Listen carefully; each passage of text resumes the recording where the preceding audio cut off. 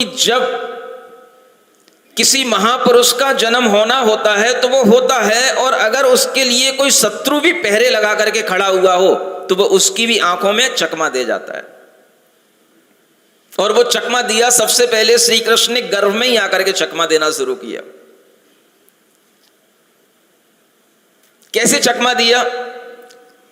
जैन शास्त्रों में ये लिखा है कि हर किसी का जन्म 9 महीने में होता है, लेकिन जैन शास्त्रों के अनुसार श्री कृष्ण का जन्म 7 महीने में हुआ गया, समय से पहले हो गया। और एक बड़ी विसंगति यह है कि जैन शास्त्रों में श्री कृष्ण के जन्म की तिथि अष्टमी ना कहकर के द्वादशी बताई गई है। यह भी जानना है आपको। 12 को श्रावण शुक्ला, 12 को श्री कृष्ण का जन्म बताया जाता है, और दुनिया में जो श्री कृष्ण का जन्म मान्यता को प्राप्त है वो अष्टमी को है, और जैन दर्शन के अनुसार वो 4 दिन बाद है, 12वीं को है। लेकिन है, कोई फर्क नहीं पड़ता, 2-4 दिन की तिथियां गड़बड़ हो सकती हैं, लेकिन वह 12वीं को जन्म होने के उपरांत भी जन्म कैसे हुआ यह जानना महत्वपूर्ण है। और वह जन्म हुआ तो उस समय पर उनका 7 महीने में जन्म हो गया। जन्म होने के उपरांत ही बलदेव, वासुदेव, ये दोनों लोग उनको लेकर के रात्रि के अंधेरे में ही, जब घनघोर वर्षा हो रही थी, उस स्थान से बाहर निकल जाते हैं जब सब लोग सो रहे होते हैं। जितने भी द्वार पर पहरे लगाने वाले लोग होते हैं सब सो रहे होते हैं, और उस बच्चे के पुण्य से उसके पैर का अंगूठा द्वार पर लगा दिया जाता है तो द्वार अपने आप खुल जाता है, और इतनी संध बन जाती है कि उसमें से वो तीनों लोग बाहर निकल जाते हैं। ऊपर और बंदी बना करके बैठाए गए थे उग्रसेन को, जो कंस के ही अपने पिता थे। उन्होंने ऊपर से देख करके, दरवाजे के ऊपर पहले बंदी बनाने की व्यवस्था होती थी, उन्हें महल के अंदर या राज्य के अंदर नहीं रखा जाता था, उन्हें दरवाजे पर बिठा करके उन्हें वहां बंदी बना करके रखा जाता था। और वो उग्रसेन उस तरह से वहां बंदी थे, और उन्होंने ये देख लिया और उन्होंने आशीर्वाद दिया, ये पुत्र वृद्धि को प्राप्त हो, इसकी जय हो, वृद्धि को प्राप्त हो, नंद नंद, इस तरीके से उन्होंने ऊपर से आशीर्वाद दिया।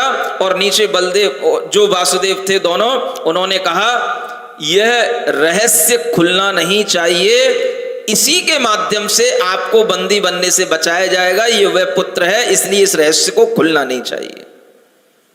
और वह आगे बढ़े, यमुना नदी को पार करना था, पूरे पूर्व पर थी यमुना नदी, और उस यमुना नदी को पार करने के लिए, रास्ता बताने के लिए अचानक से एक बैल सामने आ गया, और वह बैल आगे आगे चलता चला जा रहा है, रास्ता बनता चला जा रहा है। यमुना नदी का पूर केवल उस बच्चे के, उस बालक के प्रताप से अपने आप वह पूर ठंडा हो जाता है, और वह सभी लोग उस बच्चे को गोद में लेकर के उस पार निकल जाते हैं, जहां पर यशोदा और नंद एक उनके पुराने मित्र जन हैं, वहां ले जाकर के उस बच्चे को सौंप देते हैं। और संयोग की बात है कि उसी समय पर उनके यहाँ एक पुत्री उत्पन्न हुई थी, तो उसको लेकर के वह वापस लौट करके उसे देवकी के पास सुला देते हैं। इतना खेल हो गया, और कंस को कुछ पता नहीं पड़ा। पहरेदार लगे रहे, योद्धा सब सोते रहे, और इतना खेल हो गया। और वह पुत्री जब ला करके वहां रख दी गई, कंस के लिए समाचार पहुंच गया कि हाँ एक पुत्र का, संतान का जन्म हुआ है। कंस ने आकर के देखा, रही तो पुत्री है। सोचता है ये भी कहीं बड़े होकर के विवाह कर ले, और कहीं ऐसा ना हो इसका पति मुझे मार डाले।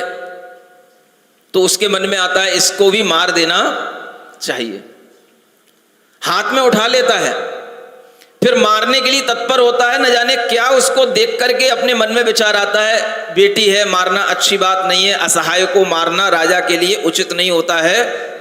तो उसने उसकी नाक को इस तरीके से मरोड़ दिया, नाक की चपटी कर दी उसने उसकी, ताकि इसका विवाह ना हो और कोई मेरा शत्रु ना बने। और उसको छोड़ दिया, मारा नहीं उसने। और ये सब घटना घटित हो गई। कंस को लगा देवकी के सभी पुत्र मर गए, अंत में ये पुत्री उत्पन्न हुई, ये भी चपटी हो गई, इसकी नाक भी हमने खराब कर दी, अब मैं बिल्कुल जो है निश्चिंत हो गया। और वह कंस निश्चिंत होकर के अपना जीवन जीने लग गया, लेकिन उसका शत्रु कहां बढ़ रहा है ये उसे पता नहीं है। शत्रु वृद्धि को प्राप्त होता है, जब बड़ा होता है तो कंस के लिए अपने आप उपद्रव आने लग जाते हैं, और जो दूसरे प्रजा के लोग हैं और जो दूसरे समुदाय में रहने वाले लोग हैं, दूसरे प्राणी लोग हैं, उन सब के लिए आनंद उत्पन्न हो रहा है, लेकिन कंस के लिए उपद्रव हो रहा है। कंस सोचता है ये मेरे लिए नए नए उपद्रव कहां से खड़े हो रहे हैं। तब एक ज्योतिषी बताता है तुम्हारा शत्रु कहीं ना कहीं बढ़ रहा है। समझ आ रहा है? ये भी एक काल को समझने की बात है कि कैसे काल में कैसे कैसे पुरुषों का जन्म होता है। लेकिन कुछ लोग ऐसे भी होते हैं जो किसी भी काल में जन्म लिए हों, लोगों की रक्षा करने के काम में आते हैं, और कुछ लोग ऐसे होते हैं जो कितने भी अच्छे काल में जन्म लिए हो लेकिन लोगों को मारने के काम में आते हैं। कंस भी किसी ना किसी मुहूर्त में ही जन्मा होगा।